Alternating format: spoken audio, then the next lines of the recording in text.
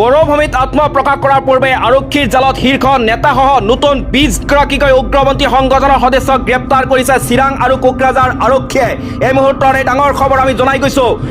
স্বাধীনতা দিৱসৰ প্ৰাক মুহূৰ্তত কোকৰাঝাৰ আৰু চিৰাং জিলা আৰক্ষীৰ বৃহৎ সাফল্য আত্মপ্ৰকাশ কৰাৰ আগতে অসম আৰক্ষীৰ জালত শীৰ্ষ নেতাসহ নতুন 20গৰাকীকৈ উগ্ৰপন্থী সংগঠনৰ সদস্যক গ্ৰেপ্তাৰ কৰিছে চিৰাং আৰু কোকৰাঝাৰ আৰক্ষীয়ে। লগতে জব্দ কৰিছে বৃহৎ পৰিমাণৰ মাৰণাস্ত্ৰ আৰু বিস্ফোৰক সামগ্ৰী। অসম আৰক্ষীৰ সঞ্চালক প্ৰধান জি.পি. সিঙে সামাজিক মাধ্যম এক্স হেণ্ডেলত এই তথ্য সদৰি কৰিছে। যোৱা জুলাই মাহত বিটিআৰৰ চিৰাং আৰু কোকৰাঝাৰ জিলাত পৃথকে আৰক্ষীয়ে অভিযান চলাই বৃহৎ পৰিমাণৰ মাৰণাস্ত্ৰ আৰু বিস্ফোৰক সামগ্ৰী জব্দ কৰিছিল।